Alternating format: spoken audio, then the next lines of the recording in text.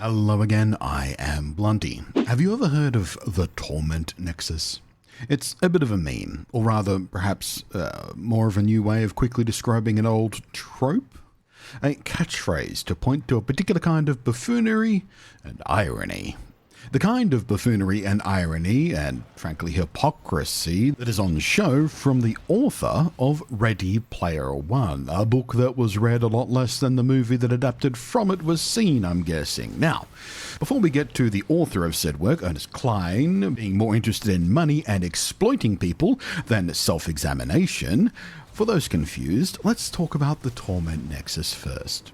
Actually, no, one more distraction first. A quick one, a real quick one. I just want you to leave a comment telling me what your favorite way to distract yourself from the world is. This video is mostly around gaming as distraction, but it doesn't have to be that. If that's not your jive, let me know in the down below how you keep your mind from thinking too much about the real world and So, back in 2021, in response to Meta presenting their idea of a heavily commercialized so-called metaverse VR platform, something, by the way, that has miserably failed in the years since, Alex Blechman, Alex, someone who, amongst other things, once wrote copy for the satirical magazine The Onion, tweeted out, "Sci-fi author. In my book, I invented the Torment Nexus as a cautionary tale." Tech company. "At long last, we have created the Torment Nexus from classic sci-fi novel. Don't create the Torment Nexus." The tweet didn't come with the cartoon villain laugh. I just thought it deserved one. It went viral very quickly and has now become a shorthand for the terminally online for every time capitalism makes possible something inspired by something that very specifically presented capitalism and the idea in the first place as a dystopian nightmare that should never ever be done. One recent high-profile example of this is, of course, Netflix. After Squid Game became a hit for them, a TV show about a truly horrific and sociopathic game show-style event designed to prey on, exploit, and kill vulnerable people, made vulnerable by endgame capitalistic exploitation in the first place. So, what did Netflix do in response to the success of this cautionary tale? Oh, well, they made it into a reality show. With less death, sure, but exactly as much exploitation. Do not create the Torment Nexus. Now, back to Ready Player One. Aside from being quite a desperately overrated movie, in my opinion, filled with more member berries and marketable nostalgia than actual writing, the point at the core was people, dehumanized by the term players, but, people, flock to a virtual world in order to escape the misery, oppression, and dystopian living conditions of the real world, hoping to find happiness in escapism, in fantasy. Turns out, though, the OASIS is just basically a heavily manipulated and monetized corporate control collar designed to distract the populace because a distracted population cannot revolt against them.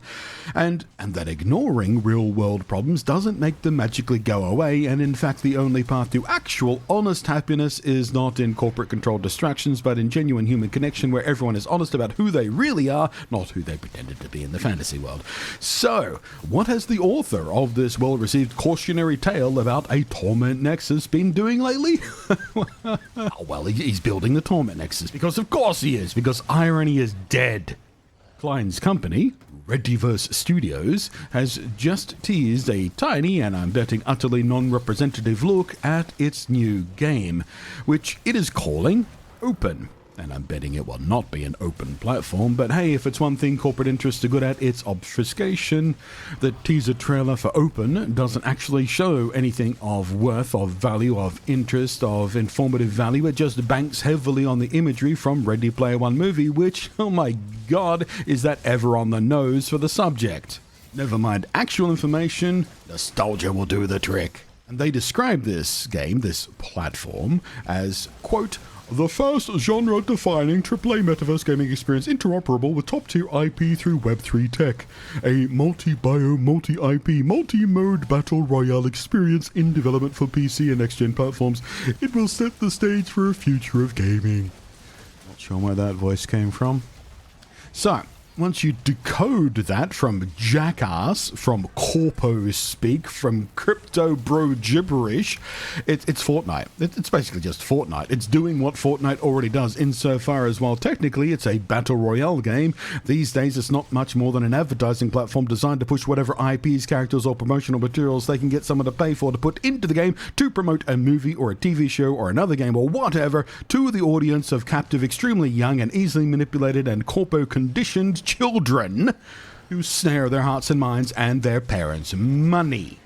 So, calling it the first genre-defining AAA metaverse gaming experience is already a lie. I'd call Fortnite all of those things easily without a second thought. Same goes for a multi-biome, multi-IP, multimodal battle royale experience. Fortnite is already all of that as well.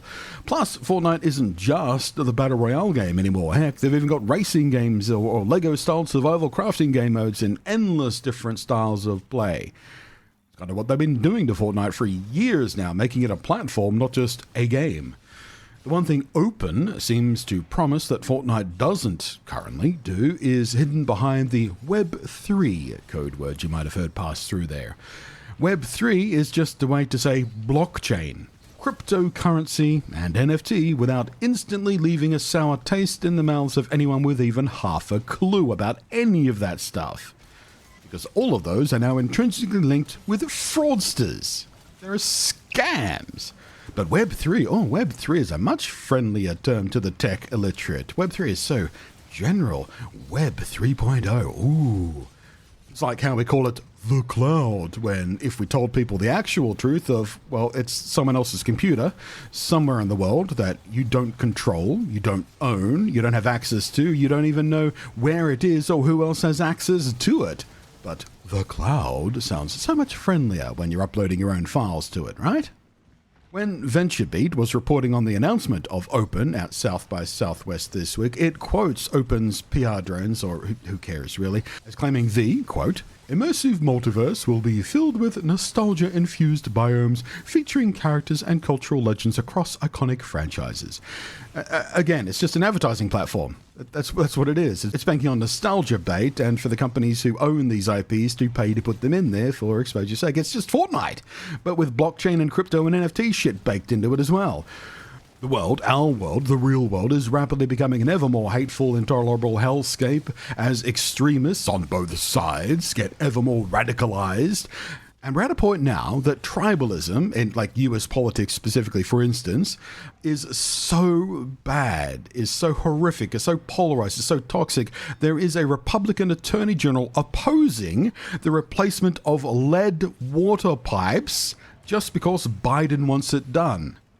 Literally, this asshole would rather see people, and children who are especially vulnerable to this, would rather see kids get poisoned and permanently brain damaged, because that's what lead does.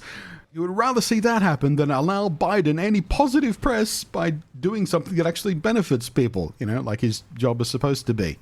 And that's just a mild example of how batshit crazy crap is getting. So I get it. We need escapism. I sure do. And I love nostalgia. But it's just hilarious to be the author of a Torment Nexus warning book who is himself now building the effing Torment Nexus, all just to chase profits and build an advertising platform disguised as a game that targets children, even though we already have those Torment Nexuses. Other people have already built them. It is psychopathic. Now, with that out of my system, if you don't mind, I'm going to go back to my own distraction du jour, Fallout 76, which, in my notes here, I've typed Fortnite 76. Isn't that a dystopian nightmare waiting to happen? But that's right. I've actually gone back to Fallout 76. I made a video about it the other day and everything, but I'm still there. I'm putting dozens of hours into it on mornings and evenings. Really quite enjoying myself. Wonderful distraction. But thanks for watching. Thanks as always to the patrons scrolling up above there. And yeah, let me know what your own personal distractions are. What do you like to do best so you can ignore the horrific state of the world?